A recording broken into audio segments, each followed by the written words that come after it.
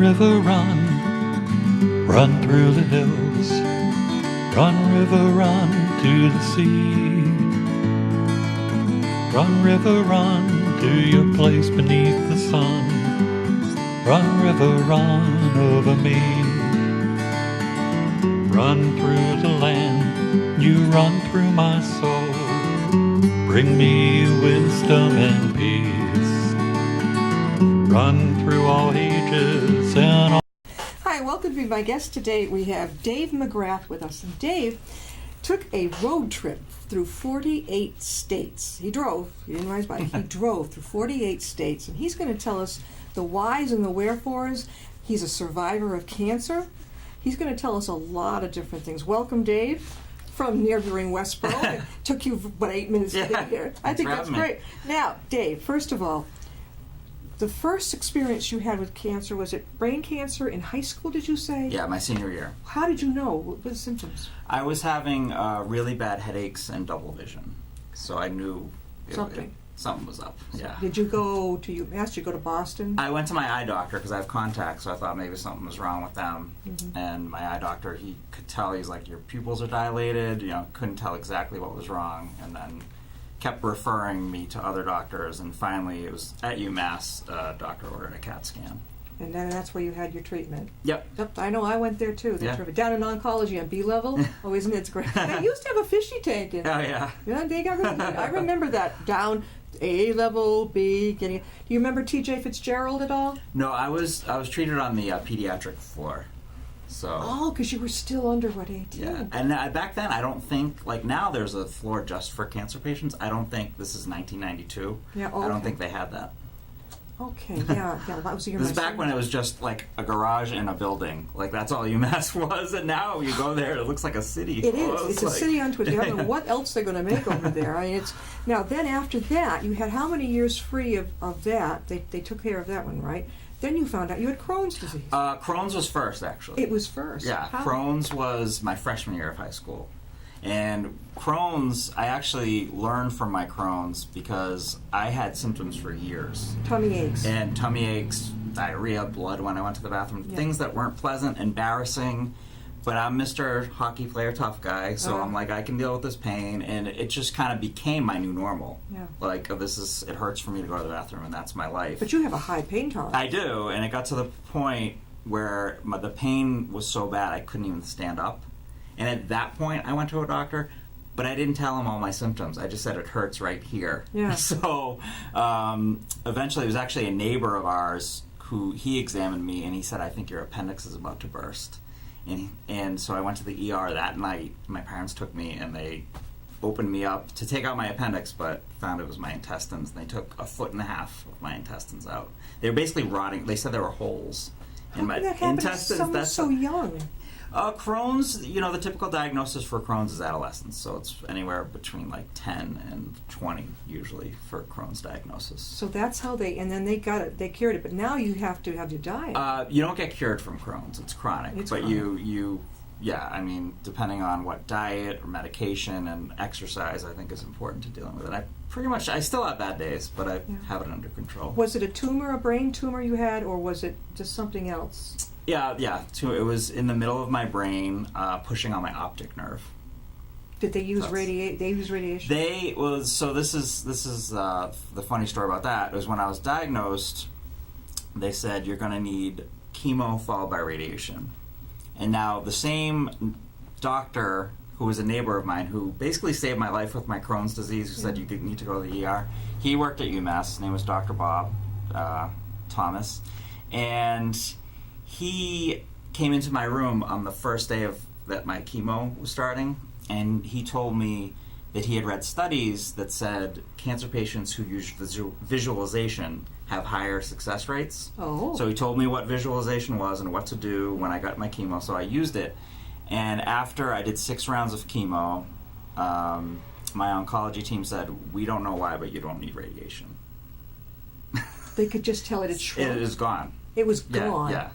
And they didn't know why. Like, they thought I was going to need radiation after my chemo, but I didn't. And a huge part of that was because I visualized the chemo working. And the visual thing happened. Yeah. It actually worked. Well, and it makes sense. It doesn't visualization doesn't always work, but to me it makes sense that if you picture something happening in your mind, the likelihood it comes out is higher. Like you'll see athletes use visualization a lot. You'll see hockey goalies, especially before a game, closing their eyes and picturing making every save. They might not make every save, but it helps them. So now, what brought you? This isn't your first road trip, right? This wasn't your first 54 state. Or no, yeah, I hadn't done it before. 48 state. This was your first. Yeah, it's something I had been wanting to do for a while. And what did you do as you went through the states? Did you let them know that it was for for cancer? Was that what it was? Yeah, anywhere I went, whether it was a school or an open mic, either playing songs or doing comedy at an open mic, I also shared my story with Crohn's and brain cancer. So that was part of it. Did you have to schedule before you went on your trip? Yeah, I used the Google a lot to find out where open mics were and shows. I thought you had to, like, if you go to a school, you'd have to contact the principal and get scheduled. That's not how you do it now? Yeah, I mean, I didn't go to a lot of schools, but I contacted a lot of schools. Yeah. So open mic, you can actually go on to something called open mic. Yep. And they can tell you where people in the country allow this to be? You just, if you Google, there are websites that just list open mics in every state, every city. So if you have one, you can put it on this website so people know about it. What is it like? Is it just like in the middle of a town square? What is an open mic? Most of them are some of them are comedy clubs. Most of them are just at bars, and some of them are, depending on, some of them are just for music, some of them are for just comedy, some of them are just, you do whatever you want, poetry, comedy, you can just talk, whatever you want, really. Most open mics, even if they're, like there's one in Worcester that's just for poetry, but they don't care if you do a song or comedy. They had one in Westboro, at the Tatnuck. Yeah. I don't know if it's still going on or not. I'm not sure. We're talking with Dave McGrath. Not only is he a cancer survivor and he copes with Crohn's disease, he also just did a 48-state road trip, and it ended in March. It took you 2 months to do it? Yeah, February and March. Okay, so now, you worked at Hope Lodge. I did. Now, tell us about your experience there. So Hope Lodge is a house, there are about 30 of them in the country, run by the American Cancer Society, and they give free rooms to cancer patients and their caregivers from all over who are getting treated in local hospitals, so they don't have to worry about paying for a hotel. Hope Lodge also provides volunteers who drive vans to the hospitals for the guests. So basically, Hope Lodge takes the worry out of, as much you can about focusing on treatment and getting better. And you were a patient. I know you lived there as a staff person. Where you were, but you weren't a patient. No, I never stayed at one. So tell us about how you got in as a staff and what you did. So I had been working as a special ed teacher for 10 years, and I knew I was looking to, what's next for me. And I had always thought, well, I should do something cancer related because that's an experience that's important to me and that maybe I could help other people with. And I went on the ACS website, and the job had been listed like less than a week earlier. What was the title? Right timing. Hope Lodge Night Manager. Night Manager? Yeah. And so I immediately changed my resume and put brain cancer survivor as the top thing, and and it was a perfect job for me. And you were there for how many years? Almost 10 years. 10 years. And you got to live upstairs in a beautiful, was it like a third floor attic apartment? Yeah, it was a big wide open space, had a bedroom area, living area, kitchen, bathroom, everything. Yeah. How many rooms were there in there? I took a tour once, but I don't remember. 9. And when I went there, I actually had done some artwork and sold it to them for the patients. And there wasn't one patient there. I think he said, well, they were all out having their treatment during the daytime. Yeah. But the saddest thing is, tell us about what happened at the end. Yeah, so Hope Lodge was a great program. It provided, the most important thing about Hope Lodge is in Worcester. We want to make sure everybody is they provide, a built-in support system. You're around other people going through a similar thing. They might not have the same type of cancer as you. They might not be doing the same treatment as you, but it's all this. Like, no one differentiated that. Oh, my treatment's harder than yours. Like, it was great for them to be around each other, supporting each other, whether they need to, vent or just cry, but that's the thing about Hope Lodge is you think the mood in there might be somber and serious, but it's the exact opposite. Nothing but joking, nothing but laughter. And then, last summer, the American Cancer Society decided that they were going to close the Worcester and Just like that. and Buffalo Hope Lodge. Just it. You got a week notice? Well, so they made the decision last summer. Then in November, they told us they were closing. That was it. So it was 2 months. 2 And months you knew it was warning. coming, kind of. Yeah, but they made the decision in the summer and then told us in November. Basically, when they told us in November, like, the decision had been made. It was no like, well, if we raise this amount of money, we can keep it open, or let's look at these options to keep Sure. it open. It was, we're closing it, and But the other tough. ones are open, like Boston. Yeah, You said there are how many in the? there's 30 in Boston, and they just built a brand new one in Hawaii. So like the resources are there for this program, but Oh, just yeah. not in Worcester apparently. Well, so if it's nonprofit, how did they run this? How did they run a house like this, like electricity and all this, if nobody had to pay? And how could they pay a staff? That's Right. just the way- Well, I mean, the ACS is huge. And Their they're very operating young. budget is $800 million Okay. for That's each how they year. did it, yeah. Yeah, they pay their CEO $2 million a year. So they have, there's money. Yeah. It's just, they don't want it to go, they spend most of their money on advertising, which makes zero Yeah. sense to me that you want to spend more on that than helping cancer patients, but Except, well, there's a lot of runs, 5K runs, and You're this right. to help with it. When you think about Worcester, that's probably one of the worst places to close a Hope Lodge. You got UMass, it's Yeah. tops in their field over Yeah. there. I think, and St. Bees has got a cancer center too. So people have the choice of that type of thing. If it's a child, can a parent stay right there with them in Hope Lodge? we, depending on the Hope Lodge, when I started there, we had children were allowed to stay, but then we got a lot of bone marrow transplant patients, and that kids are bad for them because the kids are kind of like germ factories. Okay. Yeah. So you Yeah. had to. So I remember it was like 1, 2. I think I was the first floor. I saw the second floor. Well, you were on the third, Mhm. and that was it. There was just your apartment, right? There's two rooms on the third floor. And there was a kitchenette, and I think volunteers came in to cook. Yeah, all the time. And we had Niche Hospitality. They own restaurants in Worcester. Yeah. Every Monday night they brought dinner. And the saddest thing is that house is standing there with the lawn overgrown, Yeah. doing nothing. Doing nothing. What do you think might happen to it?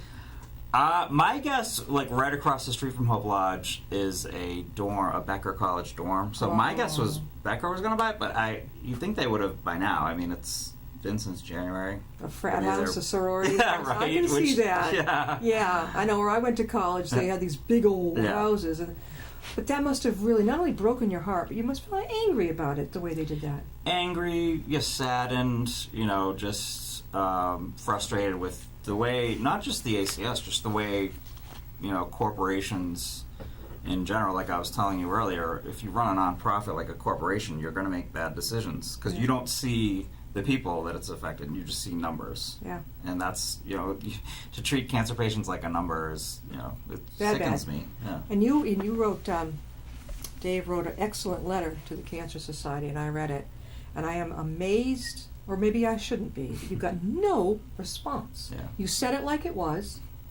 Maybe that's why you didn't get Yeah. a response. And there was we won't name who it is, but there was a journalist in Worcester, and who was talking about this in her article, and you wrote and never got a response there. I read it, and I'm all set to respond. I have no problem with how you saw that. Yeah. After that, what did you go? You are now out of a job. You And a want- place to live. And a place to live. What did you do? So that's what I said. I said, what am I going to do? And that's when I came up with the idea of the road trip. The road trip. Yeah. Did you fund your own road trip? Most of it was funded with the severance money I got from the ACS. That's right. I've got it down. So you were able to do that. Yeah. But how do you, if you went in your car, how could you afford to stay? Did different people put you up in their homes? I have stayed with friends. I also did Airbnbs, which saved money.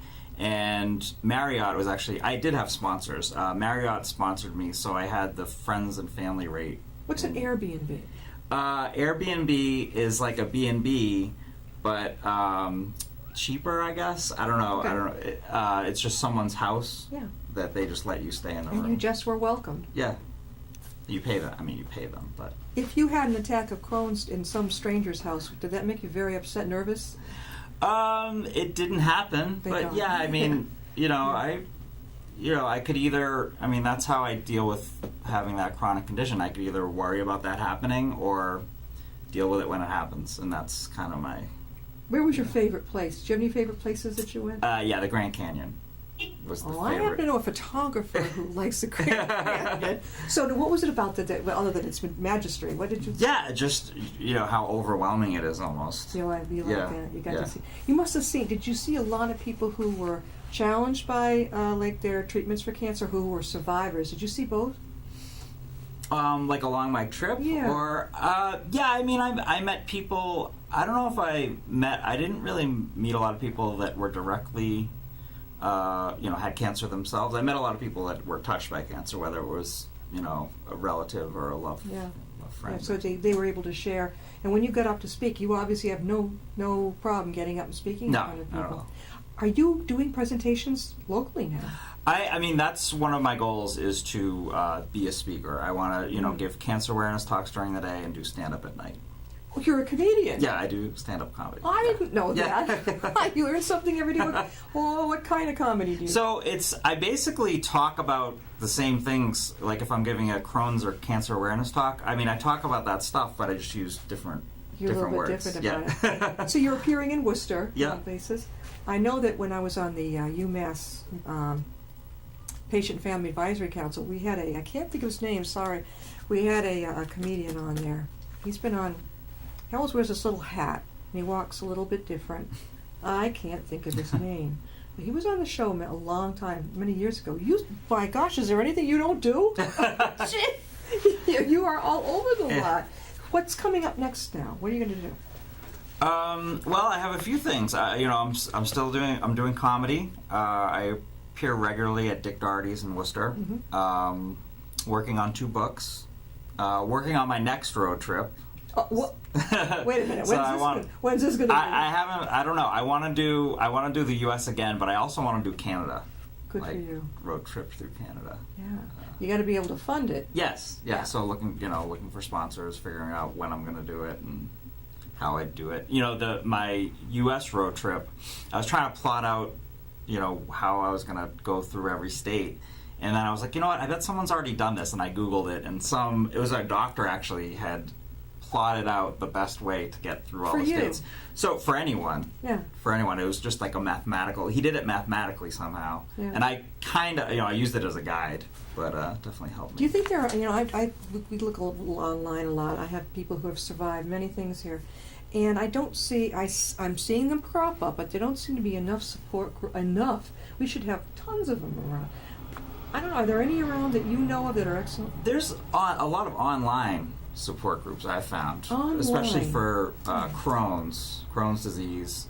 And then, some nonprofits, if you go to their website, will have some online support. What's the fun of going online when you could see? Well, I mean, that's the thing. I think the point is you connect with people online if they're in your area. And then you meet can, up. yeah. Then you can meet up. Because in the Sunday papers you'll see grief support, Yeah. breast cancer support, Parkinson's, the beginning, and of course Alzheimer's caregivers, but I'm thinking more along a lot of other things. I think brain trauma, there's a brain injury association. I think I'm going to be speaking with them. I still think there should be more, but it didn't occur to me that the way the world is changing, get online Yeah. and then you meet with the people on there. What do you just type in online support? No, you type in support group for brain cancer. Yeah. That's all you do? Yeah, or even on Facebook. There are, groups On Facebook? usually dedicated to people dealing with certain things. Well, that shows you how how can people get a hold of you? They can go on my website, which is just davemcgrath.org. It's probably the easiest way. Mm-hmm. And they can get you that way. Yeah. Dave, if you were talking to somebody out there, probably lots of little eyes watching, who is now facing chemo or maybe radiation, you were how old again when you? 18. All right, you were old enough. Now, you're sitting in your hospital bed. You were admitted into UMass, right? Yep. How long were you there?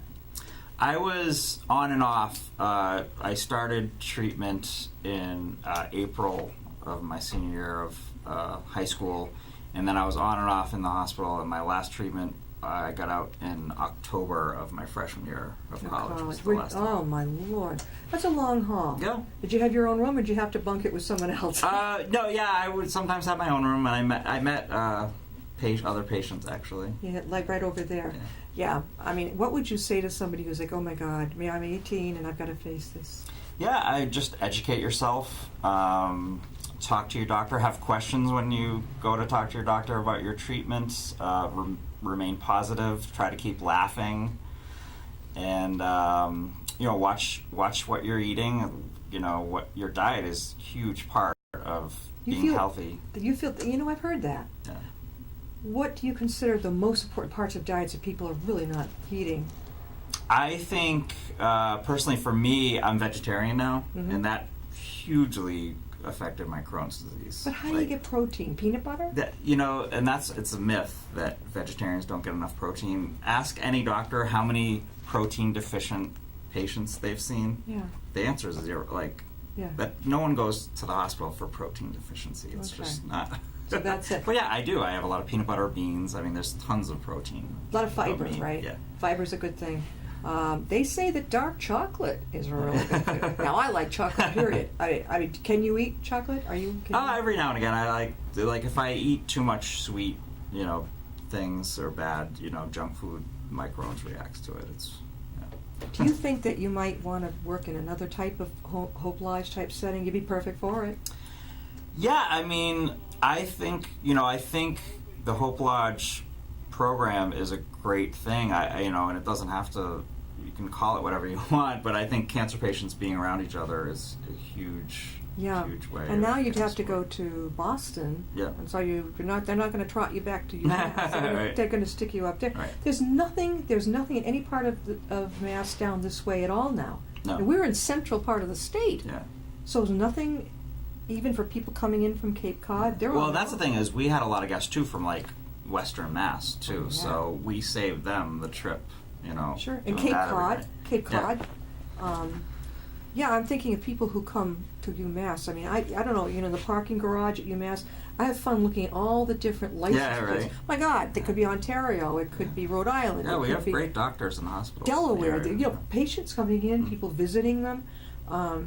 Yeah, I can't say enough of it over there. If you were going to start a support group, would you? Yeah, I mean, I try to support anyone I come in contact with. It doesn't really have to be in the group setting. Yeah. So now, if you do your next trip, which you're planning on, if you want to go to Canada, will your car hold up? My car's been great. Yeah, I mean, I drove almost 15,000 miles on this trip. So. What kind of car is it? It's a Prius. Oh, that's my favorite car. Oh. So it didn't even cost a lot to fill it up. It's just you press the button, right, and you go. No, it has a key. Yeah. One I know of, you just... Yeah, I think different ones have different what year features. Have you got? But 2015. Oh, okay. Yeah.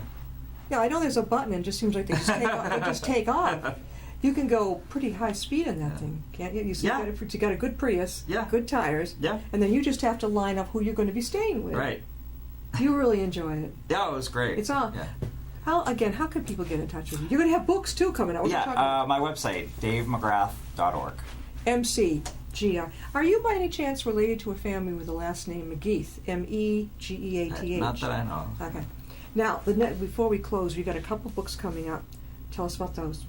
So I've published around 6 books of poetry, so I'm going to do a poetry anthology. I'm going to publish that, and I'm also working on a memoir about all the women in my life that have inspired me, whether it be a relative or celebrity or... Yeah, that sounds really good. Now, it's not a memoir, as we would think per se, of your story of how you were and what everything you went through with your cancer. Right? No, that'll come out at some point. That'll come out. So you're good at writing.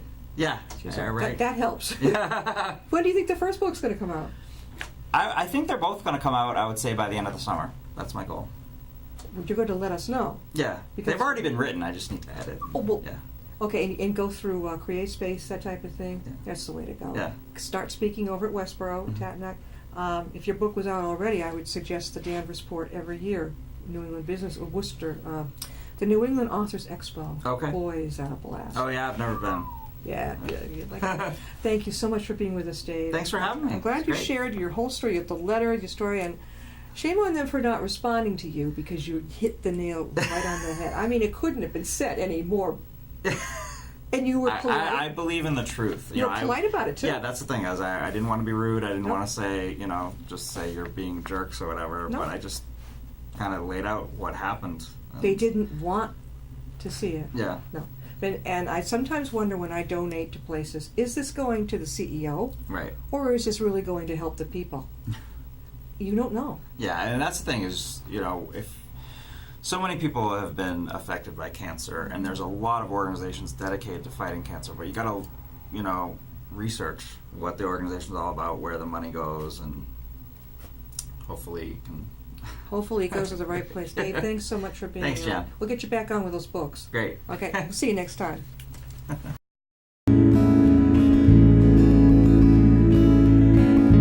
Riding on a shooting star, heading out toward a dream. Tomorrow's even closer than it seems.